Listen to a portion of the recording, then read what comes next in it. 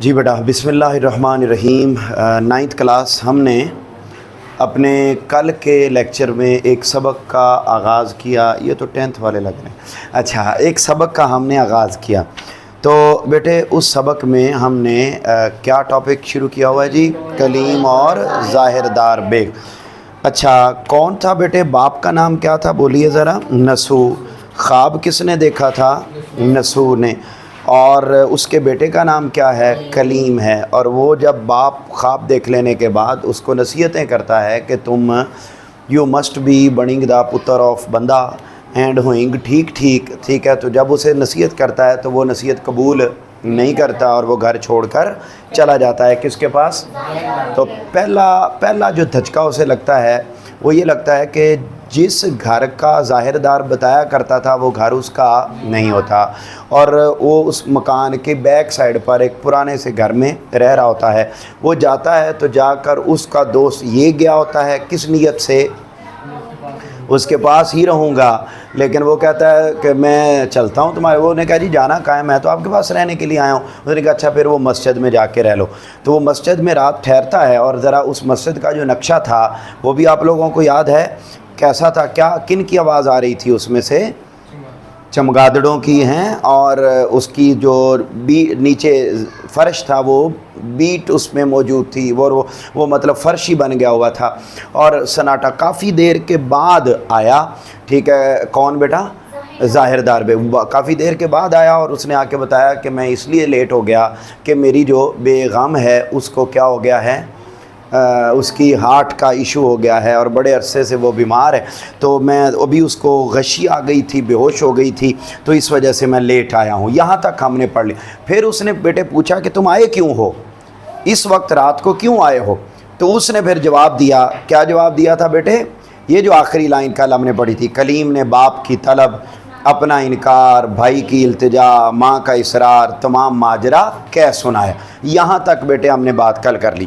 اب ہم اس سے آگے بڑھ رہے ہیں اور آگے چلتے ہیں۔ ذرا دھیان سے بیٹا اپنے قلم چلاتے جائیے، پین چلاتے جائیے، معنی کتاب کے اوپر لکھتے جائیے۔ اچھا، مرزا کہتا ہے پھر اب کیا ارادہ ہے؟ کلیم کہتا ہے سوائے اس کے کہ اب گھر لوٹ جانے کا ارادہ نہیں ہے، اور جو آپ کی صلاح ہو۔ صلاح کا مطلب ہے جو آپ کا مشورہ ہو۔ کہتا جی میں تو اب گھر والوں کو چھوڑ آیا ہوں، میں نے اب دوبارہ پلٹ کر واپس گھر بولیے نا نہیں جانا۔ مرزا کہتا ہے خیر نیت شب حرام۔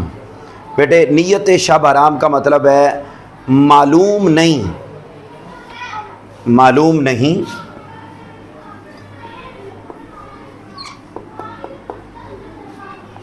معلوم نہیں، صبح تو ہو، صبح کیا ہو؟ صبح تو ہو کا مطلب ہے صبح کیا ہو، معلوم نہیں صبح کیا ہو۔ اچھا، آپ بے تکلف استراحت فرمائیے۔ استراحت کا مطلب ہے آرام۔ صبح دیکھیں گے کیا ہوتا ہے، فی الحال تم اسی مسجد میں سو جاؤ، اس مسجد میں جہاں سناٹا ہے، اندھیرا ہے، چمگادڑے ہیں، یہاں سو جاؤ۔ اچھا، میں جا کر بچھونا وغیرہ بھیجے دیتا ہوں۔ بچھونا بستر بھیج دیتا ہوں، اور مجھ کو مریضہ کی تیمارداری کے لیے اجازت دیجیے کہ آج اس کی علالت میں اشتداد ہے، یعنی آج اس کی بیماری زیادہ ہے، اشتداد شدید سے ہے تو زیادہ ہے۔ مجھے آپ اجازت دے دیں، میں ذرا جا کے اس کی تیمارداری کر لوں، تم یہاں سو جاؤ، میں بستر آپ کو بھیج دیتا ہوں۔ کلیم کہتا ہے یہ کیا ماجرا ہے؟ تم تو کہا کرتے تھے کہ ہمارے یہاں دوہری محل سرائیں، محل سرائے کہتے ہیں بادشاہوں کا مہمان خانہ، بادشاہوں کا مہمان خانہ۔ ظالمہ تو کہندا سی کہ ساڈیاں تے دو بادشاہوں دی مہمان سرائے ہیں، اور متعدد دیوان خانے، متعدد کہتے ہیں بے شمار، بے شمار دیوان خانے، مہمان ٹھہرانے کی جگہ۔ کئی پائیں باغ، وہ باغیچہ جو عمارت کے پیچھے ہو۔ پائیں باغ کا مطلب ہوتا ہے وہ عمارت جو باغیچہ یعنی باغ کے پیچھے ہو. تم تو کہا کرتے تھے کہ میرا تو جناب محل سرائے بھی ہے, دیوان خانہ بھی ہے, پائیں باغ بھی ہے, اور اب تم کہہ رہے ہو کہ میں اس مسجد میں سو جاؤں. حوض اور حمام اور کٹڑے اور گنج اور دکانیں اور سرائیں. بیٹے کٹڑے کا مطلب ہے چھوٹا سا محلہ, چھوٹا سا محلہ. اچھا, گنج کا مطلب ہے خزانہ, دولت. اس کے بعد بیٹے اگلا آ گیا سرائیں. سرائیں مین مسافر خانہ. تم تو یہ کچھ کہا کرتے تھے کہ میرا اتنا کچھ ہے. ٹھیک ہے جی. اچھا, میں تو جانتا ہوں کہ عمارت کی قسم کی کوئی چیز ایسی نہ ہوگی جس کو تم نے اپنی ملک نہ بتایا ہو. ملک کا مطلب ہے ملکیت. کہ میں تو یہ سمجھتا, میں تو اس ظاہردار بیگ کو جانتا ہوں جس نے مجھے بتایا تھا کہ ہمارا مہمان خانہ ہے, سرائیں ہیں, باغیچے ہیں, فلاں ہیں فلاں ہیں فلاں ہیں. تم نے تو بڑی قسموں کی عمارتوں کے بارے میں بتایا تھا. یا یہ حال ہے کہ ایک متنفس کے واسطے, متنفس کا مطلب ہے جان, تم بتاتے کچھ تھے اور آج یہ ہے کہ ایک جان کے لیے یعنی میرے لیے ایک شب کے لیے تم کو جگہ ہی میسر نہیں. بتاتے تم کیا تھے اور آج ایک بندے کے ٹھہرانے کے لیے تمہارے پاس جگہ ہی کوئی نہیں. جو حالات تم نے اپنی زبان سے بیان کیے ان سے یہ ثابت ہوتا تھا کہ جمعدار کے تمام ترکے پر تم قابض. ترکہ کا مطلب ہے دولت یا جائیداد. جو باتیں تم بتاتے تھے اس سے تو یہ لگتا تھا کہ جمعدار صاحب کی تمام جائیداد کے تم ہی مالک ہو. اچھا, اور متصرف ہو. متصرف کا مطلب ہے استعمال کرنا, استعمال کرنا. اس سے تو یہ لگتا تھا کہ صرف تم ہی اس کے استعمال لیکن میں اس جاہو حشمت کا ایک شمہ بھی نہیں دیکھتا. جاہو حشمت کہتے ہیں شان و شوکت, شان و شوکت. اور شمہ کا مطلب ہے ایک قطرہ بھی, مختصر حصہ. میں تو وہ جو تم بڑی بڑی چھوڑتے تھے اس کا ابھی تو اس کا مجھے کچھ بھی نظر نہیں آ رہا. وائی یو آر بولنگ جھوٹ ود می. اچھا, مرزا کہتا ہے آپ کو میری نسبت سخن سازی کا احتمال ہونا سخت تعجب کی بات ہے. سخن سازی کہتے ہیں شاعری کو. یہ جو میں جملے بولا کرتا تھا یہ میں شاعرانہ باتیں کیا کرتا تھا. احتمال کا مطلب ہے شک, یا یوں کہہ لیں کہ جو میں کہا کرتا تھا اس کا مطلب کچھ اور تھا. اچھا, کہتا ہے اتنی مدت مجھ سے آپ سے صحبت رہی. صحبت کا مطلب دوستی. اتنے عرصے سے تیری اور میری دوستی ہے تو ذرا دھیان کر کہ مگر افسوس ہے کہ آپ نے میری طبیعت اور میری عادت کو ہی نہیں پہچانا. یہ اختلاف حالت جو آپ دیکھتے ہیں اس کی ایک وجہ ہے بندے کو جمعدار صاحب مرحوم مغفور نے متبنہ کیا تھا. متبنہ کا مطلب ہے منہ بولا بیٹا, منہ بولا بیٹا. مجھے جمعدار صاحب نے اپنا منہ بولا بیٹا بنایا ہوا تھا. شہر کے کل رؤسا اس سے واقف تھے. رؤسا کا مطلب ہے سردار. شہر کے تمام سردار بھی اس بات سے واقف تھے کہ جمعدار صاحب نے, بیٹے جمعدار صاحب کا پتہ ہے نا کون؟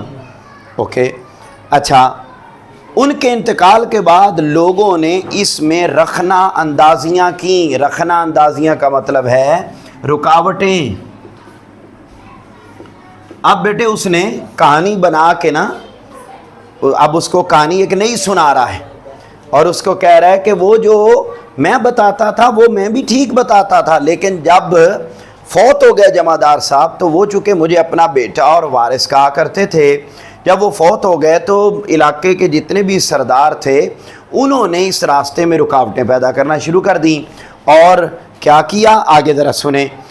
بندے کو آپ جانتے ہیں کہ بکھیڑے سے کوسوں دور بھاگتا ہے. بکھیڑا کہتے ہیں لڑائی جھگڑا. लड़ाई झगड़ा,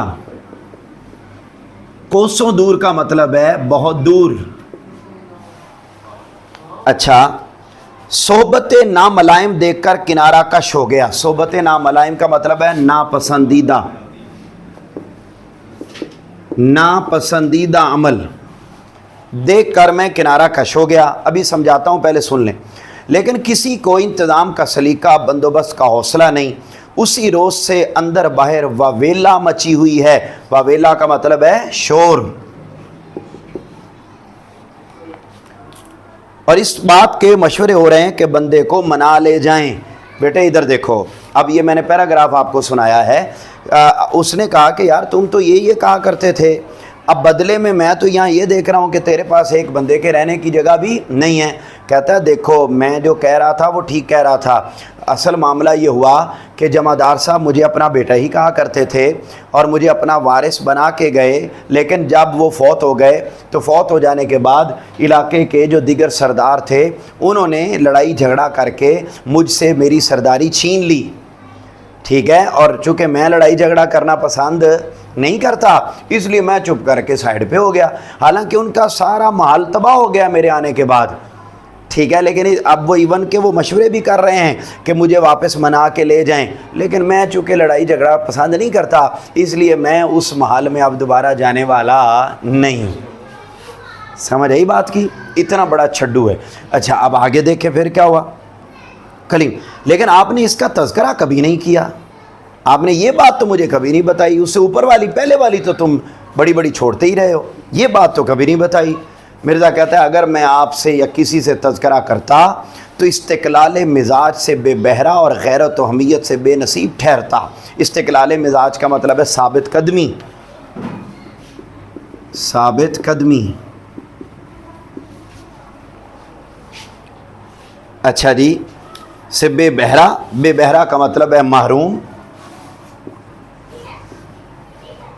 और गैरत व हमीयत, गैरत कहते हैं शर्म, और अगला लफ्ज़ है हमीयत का मतलब है इज़्ज़त नफ्स। मैं अगर तुम्हें ये वाली कंडीशन बता देता तो मेरी पर्सनैलिटी तुम्हारी आंखों के सामने गिर जाती। ठीक है, लिहाजा मैंने अपनी परंपरा कायम रखने के लिए मैंने उसको बरकरार रखा और तुम्हें नहीं बताया। अब आपको खड़े रहने में तकलीफ़ होती है, इजाज़त दीजिए मैं जाकर बिछौना भिजवा दूं और मरीज़ा की तीमारदारी करूं। करीम कहता है खैर मुकाम मजबूरी है, लेकिन पहले एक चिराग तो भेज दीजिए, तारीकी की वजह से तबीयत और भी घबराती है। कहाँ ये खड़ा हुआ है, कहाँ के अंधेरे की बात हो रही है?